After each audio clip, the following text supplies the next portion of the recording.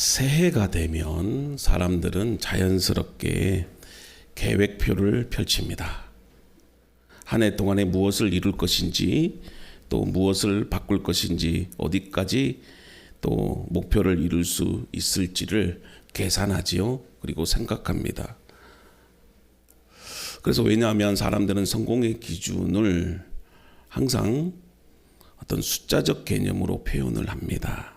예를 들면 매출이 어느 정도 이루어졌는지, 또 개인적으로 보면은 내가 어떤 성취를 이루었는지, 또 성장률은 어느 정도 되는지, 이 눈에 보이는 결과들을 가지고 새해에 계획을 세우고 또 연말이 되면 결산을 하지요. 그러나 교회는 다른 방식으로 새해를 시작합니다. 교회는 얼마나 커질 것인가, 얼마나 성장을 이룰 것인가, 그것을 먼저 생각하지 않고 우리 교회는 무엇을 닮아갈 건가, 어떤 교회가 될 것인가, 그걸 묻습니다. 그것을 위해서 우리 함께 모인 공동체가 바로 교회입니다. 그래서 교회의 본질은 확장이 아닙니다. 변하고 외형이 어떠한가, 그게 중요한 게 아닙니다.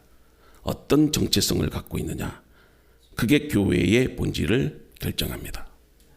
그래서 우리는 더 많은 사람들이 모이는 교회가 되기 이전에 더 그리스도를 닮아가는 교회가 되어야 돼요. 예수님께서도 교회를 세울 때에 마찬가지였습니다.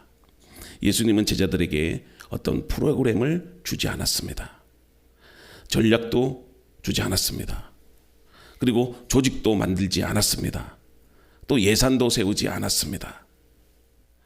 어떤 교회를 움직일 수 있는 어떤 운영 매뉴얼이나 그리고 성공의 공식을 남기지도 않았어요. 대신에 예수님은 교회에게 한 문장을 말씀하셨습니다. 그것은 바로 새 계명을 너희에게 주노니 서로 사랑하라. 바로 이 말씀이에요. 이 말씀은 교회가 무엇으로 존재해야 하는지를 보여주는 선언과 같은 말씀이에요. 교회는 활동으로 움직이는 조직이 아니고 사랑으로 살아 움직이는 그리스도의 몸입니다. 그래서 예수 그리스도께서 머리가 되셔서 우리는 각 지체를 이루어서 건강한 몸, 거룩한 몸으로 하나님 나라를 위해서 살아가야 되는 거예요. 그래서 예수님은 교회의 성장보다 먼저 교회의 본질과 교회의 방향을 정해 주신 거예요. 그러면 그 방향이 뭘까요?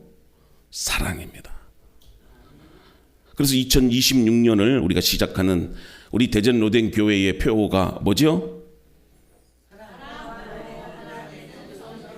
교회. 그래서 여기 핑크빛으로 딱 했죠. 얼마나 좋아요. 색깔이 기억을 하게 하더라고요. 그래서 내가 이제 색깔별로 좀 우리 교회도 핑크니까 사랑이구나. 사랑으로 하나 되는 선교적 교회, 이렇게 정했어요. 이 표현은 우리 교회가 왜 존재해야 하는 이 본질적 물음에 대한 답입니다. 예수님은 교회의 사명을 두 단어로 요약하셨는데 첫 번째가 사랑이고 두 번째가 보냄이에요. 이 보냄이라는 단어는 선교라는 의미와 같고 사도라는 의미와 똑같아요. 그래서 성경에 사도적 교회, 선교적 교회, 보냄받은 교회 똑같은 말이에요. 교회는 안으로는 어떻게 해야 된다? 사랑으로 하나가 되고 밖으로는 세상에 보내어지는 선교하는 교회가 되어야 된다. 그래서 이 두 가지는 하나예요. 이 두 가지는 분리가 될 수 없어요. 그럴 때 교회는 분리가 되면 본질을 잃어버리는 겁니다. 올해 우리 교회의 선택은 분명합니다. 물론 성장도 필요해요. 그리고 많은 또 재정도 있어야 됩니다. 그러나 저희 교회는 사랑을 택하겠습니다.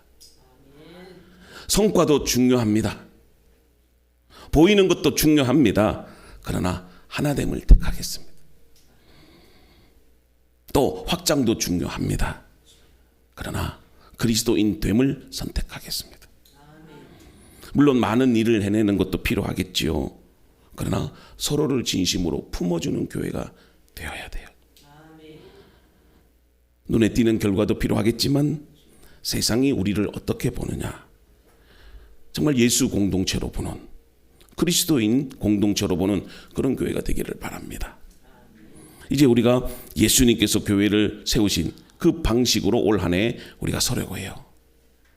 사랑으로 하나 되고 그 사랑으로 세상을 향해 나아가는 교회, 이것이 오늘 한 해 2026년도 우리가 걸어가야 할 길이에요. 이것을 우리가 본문의 말씀 속에서 한번 찾아보고 또 우리가 어떻게 살아가야 되는지를 본문 속에서 깨달아 보고자 합니다. 첫째는요, 사랑이라는 것은요, 선택이 아니고 주님의 명령입니다. 자, 우리 34절 말씀 같이 읽어볼까요? 시작. 새 계명을 너희에게 주노니 서로 사랑하라. 내가 너희를 사랑한 것 같이 너희도 서로 사랑하라. 우리는 사랑을 감정적으로 이해하는데 너무 익숙하지요. 그래서 마음이 움직일 때 사랑하고, 또 상처를 받게 되면 그 사랑을 거두고, 관계가 힘들면 거리를 두는 것, 그것을 우리가 사랑으로 자연스럽게 받아들이잖아요. 그래서 사랑은 종종 내 기분과 상황에 따라 변하는 것으로 그렇게 여겨왔어요. 그러나 오늘 본문에 예수님이 말씀하신 사랑은 우리가 생각하는 것과는 전혀 다른 차원의 사랑을 말씀하고 있어요. 예수님은 사랑을 감정의 영역에 맡기지 않고 계명으로 주셨다. 그래서 그리스도인들이 말하는 사랑은 계명적 사랑이에요. 이게 무슨 말이냐? 자, 이것은 사랑이 우리의 선택으로 되는 게 아닙니다. 우리의 노력으로도 되는 게 아니고 우리의 감정으로도 사랑이 되는 게 아니라는 뜻이 담겨져 있어요. 즉, 이 사랑이라는 말은 계명으로 주셨다는 것은 바로 신앙의 본질이라는 뜻이 담겨져 있는데, 자, 예수님께서 오늘 우리에게 새 계명으로 말씀하고 있잖아요. 새 계명을 주겠다. 이것은 다른 계명과 내용이나 그 뜻이 다르다, 그걸 말하는 게 아니에요. 이 새 계명이라는 말은 하나님 나라에 속한 백성들이 이제는 바로 이 원리로 살아가야 된다. 이제 너희들의 본질이 바뀌었다는 뜻이에요. 그동안에 여러분, 유대인들은요, 예수님이 말씀을 전할 당시에 유대인들의 사랑은 율법적 사랑이었어요. 그리고 어떤 규칙을 가진 사랑이었어요. 그리고 의무적인 사랑이었어요. 근데 예수님이 말씀하시는 것은 내가 너희에게 새 계명을 준다. 사랑이라는 건 그게 아니야. 율법적인 사랑이 아니고 규칙적인 사랑도 아니고 그리고 의무적인 사랑도 아니야. 바로 내적인 헌신을 바탕으로 하나님의 나라를 세워가는 그 기준이 되는 것이 사랑이라는 거예요. 그러니까 더 놀라운 것은 이 사랑의 기준인데요. 자, 예수님은 그래, 네가 할 수 있는 만큼 사랑해, 이렇게 말씀하지 않으셨어요. 또 내가 느끼는 만큼 사랑해, 그리고 상대방이 너에게 잘해주면 사랑해, 그렇게 말씀하지 않으십니다. 예수님은 분명하게 말씀하시는데요. 어떻게 말씀하십니까? 사랑을 하되 이와 같이 내가 너희를 사랑한 것 같이 너희도 사랑해, 이렇게 말씀하셔요. 그러니까 이 말은 우리의 감정이나 우리의 느낌이나 우리의 어떤 생각으로 사랑을 하는 게 아니고, 우리가 사랑을 하는 것은 반드시 예수님께서 행하신 그 일들, 즉 십자가가 사랑의 기준이 되어야 된다는 거예요. 그래서 본문 요한복음 13장 34절의 말씀을 우리가 배경으로 이해를 해볼 때, 사실 이 말씀을 했던 상황이 어떤 남녀 간의 사랑이 있거나 막 이렇게 유대인들이 정말 뜨거운 열정을 갖고 하나님 앞에 예배할 때 이 말씀을 한 게 아니에요. 예수님께서 십자가에 달리시기 전날에 바로 마지막에 제자들과 함께 여러분 성만찬 자리에서 식사를 하실 때 하신 말씀이에요. 자, 그렇다면 분위기가 어땠을까요? 좋은 분위기일까요? 결코 그렇지 않죠. 아마 긴장과 그리고 어둠이 깔려져 있었을 거예요. 그래서 예수님은 그 자리에서 제자들 한가운데 한 사람, 이 가룟 유다가 자신을 배신할 것임을 밝혀요. 자, 그러니 그 분위기가 더 어떻겠습니까? 그러자 제자들이 혹시 내가 예수님을 배반하겠습니까? 자, 지금 그런 분위기예요. 그러자 유다가 그 말을 듣고 그 식탁을 떠나 어둠으로 가버립니다. 자, 이제 이 제자 공동체가 깨어지기 시작하는 거예요. 그 순간에 이제 무너져가는 그 시점에서 예수님께서 이 교회의 가장 중요한 원리를 말씀하신 거예요. 더 놀라운 것은 예수님이 그 가룟 유다의 배신과 그림자를 보면서도, 그리고 제자들이 자신을 부인하고 그리고 모두가 다 도망갈 것임을 알매도 예수님이 어떤 행동을 하셨어요? 제자들의 발을 씻겨주시는 거예요. 제자들의 팔. 자, 보세요. 그 발은요, 예수님을 부인하고 도망칠 발들이에요.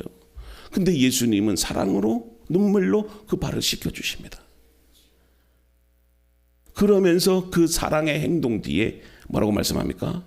너희도 이와 같이 살아가라. 이와 같이 살아가라. 내가 너희를 사랑한 것 같이 너희도 이같이 사랑하라. 그러면서 그것을 뭐라고 말씀하신 거예요? 새 계명이다. 예수님은 제자들이 실패함을 알았어요. 그러나 제자들을 버리지 않았어요. 그들이 배신할 것을 알았어요. 그러나 포기하지 않았어요. 모두가 다 도망칠 것을 알았어요. 그러나 다시 찾아가셔서 그들을 불러주셨잖아요. 그래서 제자들이 예수님께서 십자가에 죽고 난 이후에 다 도망을 가고 베드로와 그 무리들은 갈릴리 바닷가에서 이제 일상으로 돌아가요. 그럴 때 예수님께서 아침에 찾아오셔서 조반을 만드시고요. 그 제자들을 부르시고 그들에게 내가 너희를 사랑한 것 같이 너희도 사랑하라. 베드로야, 정말 나를 사랑하니? 3번씩이나 물으시잖아요. 그러면서 베드로가 뭐라고 말합니까? 주님이 아십니다. 내가 주를 사랑하는 줄 주께서 아시나이다. 이게 여러분 사랑이에요. 사람들이 여러분들을 배신해도, 사람들이 여러분들을 떠나도, 마음 아프게 해도 우리는 사랑해야 돼요. 이게 여러분 십자가의 사랑이고 우리 교회의 사랑의 방식이 되어야 된다는 겁니다. 교회는 상처 없는 사람들이 모이는 게 아닙니다. 뭐 다 좋은 사람들, 행복한 사람들만 모이는 게 교회가 아니에요. 서로 상처가 있고 아픈 몸을 이끌고 괴롭고 힘들 때 우리가 하나님의 교회로 모이는 것 아니에요. 거기서 우리가 하나님의 사랑을 경험하고 거기서 우리가 하나님의 은혜를 경험함으로써 살아가는 공동체. 교회는 상처 없는 사람들의 모임이 아니고 상처받아도 버리지 않는 사랑으로 함께 묶인 공동체가 사랑이에요. 교회예요. 그래서 교회는요, 감정으로 모이지 않아요. 일로 모이지 않아요. 사업으로 모이지 않아요.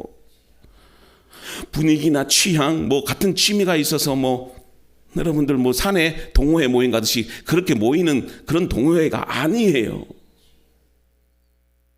교회는 오직 하나, 그리스도의 사랑에 대한 순종으로 하나가 되는 거예요. 우리가 서로를 품는 이유가 서로 마음에 들어서가 아니에요. 솔직해집시다. 같은 교인이라도 마음에 안 들 때 있죠. 그래도 여러분 사랑하고 품는 거예요. 왜 예수님이 먼저 제자들을 품으셨잖아요. 우리를 사랑해 주셨잖아요. 그래서 여러분 보네포라고 하는 신학자가 이렇게 말해요. 교회는 서로 사랑하기 때문에 모인 것이 아니라 그리스도께서 우리를 사랑하셨기 때문에 함께 견디는 공동체라고 말해요. 사랑은 함께 견디는 거예요. 이처럼 교회의 사랑은 기분이 아니고 여러분 결단이고 헌신이고 순종입니다. 그래서 2026년도 우리 교회의 여러분 방향도 바로 이와 같아야 됩니다. 우리는 마음에 들지 않아도 사랑할 수 있어야 되고, 이해가 되어서만 여러분 사랑하는 것이 아니라 이해되지 않아도 품는 것이고, 내게 유익이 되지 않아도 함께 하는 거예요. 그런 교회가 되기를 바랍니다. 먼저 우리가 다가가서 손을 내밀 수 있는 그런 사랑을 실천해가는 교회가 되기를 주님의 이름으로 축복합니다. 자, 두 번째는요, 감정이 아니라, 사랑은 감정이 아니에요. 사랑은 십자가에서 만들어집니다. 십자가로 만들어져요. 자, 봅시다. 13장 34절 상반절에 보면은요, 네, 내가 너희를 사랑한 것 같이. 자, 예수님의 사랑의 방식이 언제나 예수님은 자기 희생적 사랑이었다는 거예요. 즉 예수님의 사랑은 사람의 기분이나 상황에 따라 달라지는 것이 아니었다. 먼저 예수님께서 스스로를 내어주는 결단적 사랑이었고, 그리고 한 번 사랑하면요 제자들을 버리지 않고 끝까지 책임지시는 바로 그 언약적 사랑이었다. 자, 앞에서도 얘기를 드렸지만 이 말씀이 언제 했다고요? 예수님께서 십자가에 달리기 전, 불과 몇 시간 앞둔 마지막 밤에 제자들과 함께한 그 성만찬 자리에서 주어진 말씀이죠. 자, 분위기가 어땠다고요? 침묵이지요. 배신과 두려움, 불안과 혼란이 가득 차 있었다고 말씀드렸어요. 그걸 누가 알고 계셨어요? 모르면 사랑할 수 있잖아요. 근데 알면 어떻게 사랑해요? 저 사람이 나를 배신할 걸 알면서도 어떻게 사랑을 해요? 저 사람이 내 재산 다 뺏어갈 건데 알면서도 그 사람 사랑할 수 있어요? 저 사람이 나를 모함해서 나를 직장에서 쫓아낼 건데 그걸 알면서 사랑할 수 있어요? 우리는 못해요. 그래서 사랑은 감정이 아니라는 거예요. 그럼에도 불구하고 예수님은 끝까지 사랑해 주신 거예요. 오히려 제자들의 발을 씻겨주십니다. 그 더러운 발을 씻겨주신 거예요. 배신의 발이고 도망칠 발이고 부인할 발임을 알면서도 씻겨주신 겁니다. 그때 바로 예수님이 뭐라고 합니까? 내가 너희를 사랑한 것 같이 너희도 이처럼 사랑해라. 사람이 너희를 힘들게 하고 너희들이 예수 믿는다는 이유로 핍박을 하고 너희들의 재산을 다 몰수하고 괴롭고 힘들게 할지라도 너희들은 나와 같이 사랑하는 것을 멈추면 안 돼. 그 말씀을 하시고 싶었다. 그렇잖아요. 이제 예수님이 날이 밝으면 빌라도의 법정에 끌려가서 재판을 받고 십자가에 달려 죽습니다. 그럴 때 제자들에게 하고 싶었던 말이 뭘까요? 바로 사랑이었던 거예요. 사랑하라. 이 사랑은요, 우리는 그렇잖아요. 저 사람이 변하면, 저 사람이 나를 사랑해주면 내가 사랑할 거야. 근데 예수님의 사랑은 상대가 변해서 시작된 것이 아니고 예수님께서 먼저 찾아오신 사랑이고 먼저 낮아주신 사랑이고 먼저 우리에게 베푸신 사랑이었어요. 그래서 십자가의 희생이 바로 그 사랑을 표현하고 있는 거예요. 그래서 이 사랑 위에 뭐가 세워져야 되느냐? 교회가 세워져야 돼요. 교회는 사람의 능력이나 열정 위에 세워지는 게 아닙니다. 예수님의 낮아지심과 희생 위에서 세워지는 공동체가 교회예요. 어떤 교회는 교회가 무너지는 교회들이 있죠. 그 교회는 돈이 없어서? 제가요 며칠 전에 이 성심당에 어떻게 해서 이렇게 파리바게트를 능가하는, 여러분 한 가게가 어떻게 이렇게 많은 매출을 올렸을까? 제가 그걸 느꼈어요. 뭘 느꼈느냐? 베푸는 것을, 나누는 것을 제일 목적으로 삼았어요. 성심당은 먹고 남은 빵을 나누는 게 아니라 매출에 그 빵을 만들잖아요. 100개를 만들면 30개는 항상 이웃에게 먼저 나누는 거예요.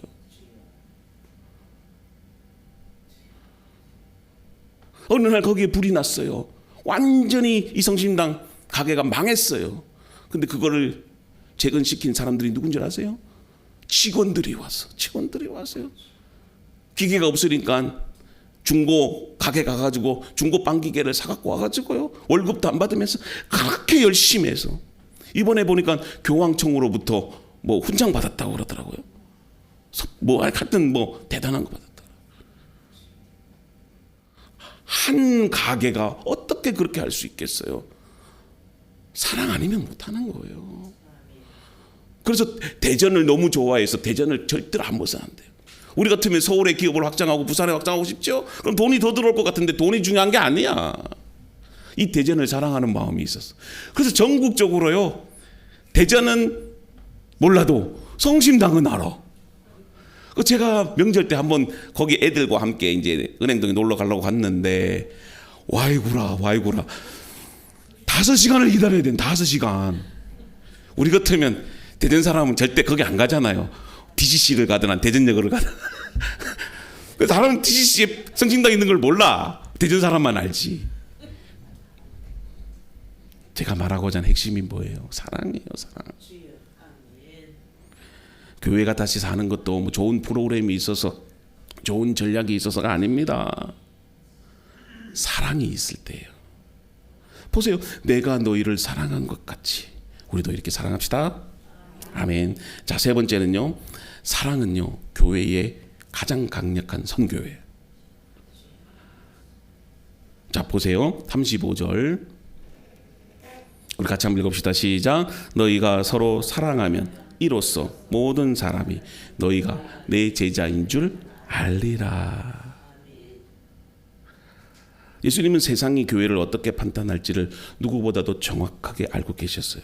그래서 사람들은 교회를 보면 사람들이 이렇게 생각합니다. 아, 저 목사님 설교는 얼마나 잘할까. 또 저기 교회에 가면 우리 아이들이 정말 좋은 교육시설에서 잘 그렇게 다닐 수 있을까. 또 어떤 시스템과 그리고 찬양단, 성가대, 뭐 저 교회는 봉사활동을 많이 하는가, 막 그런 거를 많이 따져보잖아요. 물론 뭐 교회도 그렇게 해야 돼요. 그러면 좋죠. 그러나 그것이 교회의 본질을 결정하지 않는다는 데 있어요.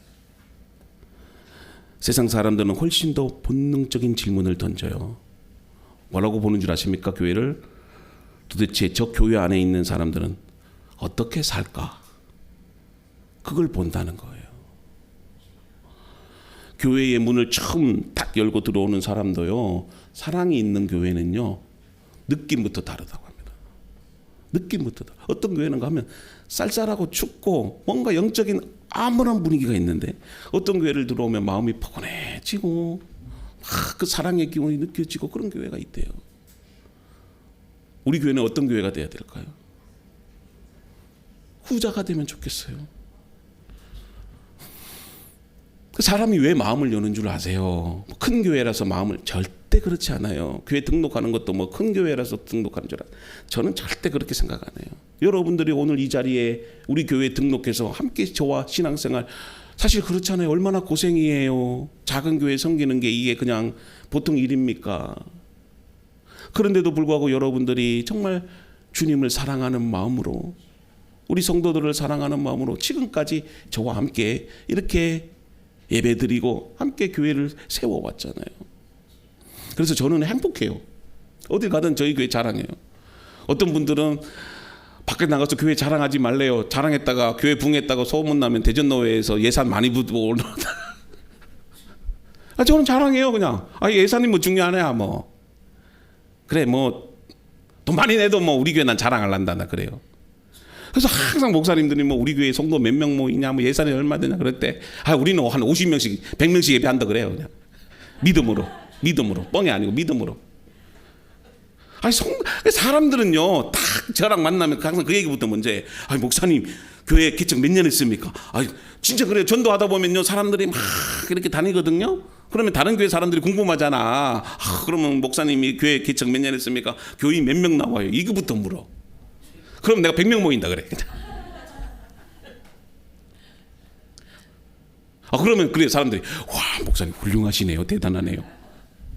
100명 모이면 훌륭한가 봐요. 사람의 관심이 그렇다는 겁니다. 그게 교회 정체성을 말하는 게 아니죠. 너희가 서로 사랑하면 이로써 모든 사람이 뭐라고요? 내 제자가인 줄을 알리라. 사람들이 그러는 거예요. 정말 이 교회가 사랑이 많다면 세상 사람들이 이 교회가 진짜 교회라는 것을 알게 되리라, 이 말씀이에요.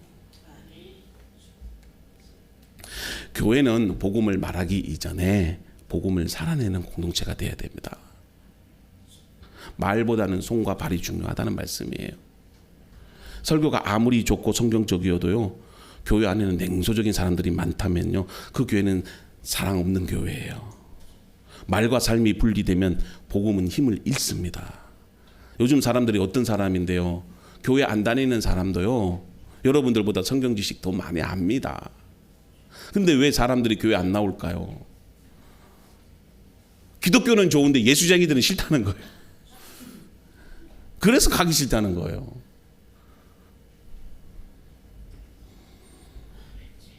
교회 안에 냉소와 배제, 경쟁과 분열. 세상은 절대로 복음을 받아들이지 않아요. 말과 삶이 분리되면 복음은 힘을 잃습니다. 그러나 여러분, 말이 부족해도 괜찮아요. 그러나 공동체 안에 사랑이 흐르면 사람들은 그 사랑을 통해서 예수를 보내는 거예요. 상처 입은 사람이 안전하게 여러분 울 수도 있고, 실패한 사람이 다시 기회를 얻을 수도 있고, 연약한 사람이 존중받는 공동체 그 자체가 하나님 나라를 보여주는 거예요. 그래서 하나님 나라는 너희에게 임했다. 우리는 자꾸 하나님 나라를 죽어서 가는 나라로만 생각하는데, 여러분 우리 교회를 하나님 나라로 만들 수 있어요. 어떤 공동체가 되면? 사랑하는 공동체가 되면. 여러분들의 가정이 막 집에 들어가면 짜증나고 화나는 가정이 있다면 사랑으로 바꾸셔야 돼요. 그 사랑이 넘치면 가정도 하나님 나라가 되는 거예요. 그래서 우리가 이 땅에서 사명이 있는데 그게 뭐냐? 이루어야 될 하나님 나라. 함께 하나님 나라를 이루어가는 교회. 그게 우리 교회 연구보호잖아요.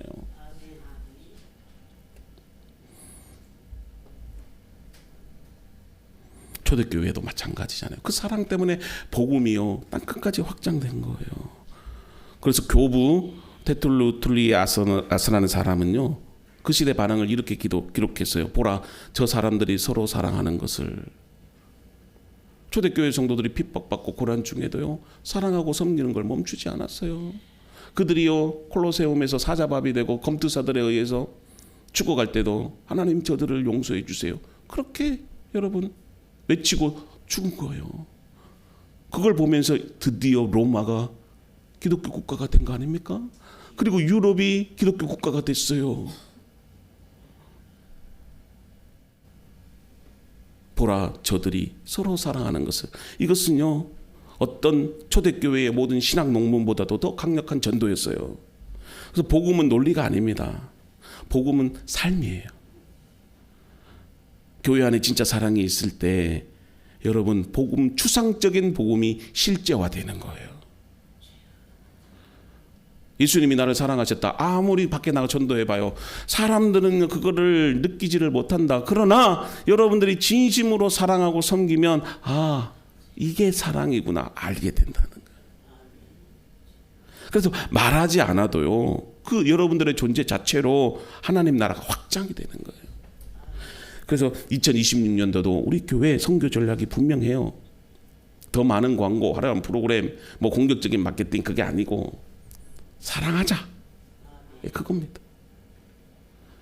상처받은 사람이 있다면 서로를 위해서 기도해 주고, 눈물을 흘리고 있다면 가서 손을 붙잡아 주고, 그리고 새로운 성도들이 오면 서로 진심으로 환대해 주는 모습이 정말 가장 설득력 있는 전도 방법이에요. 우리 그렇게 하는 공동체가 될 수 있기를 바랍니다. 자, 2026년도 우리 이런 교회가 되기로 선택합시다.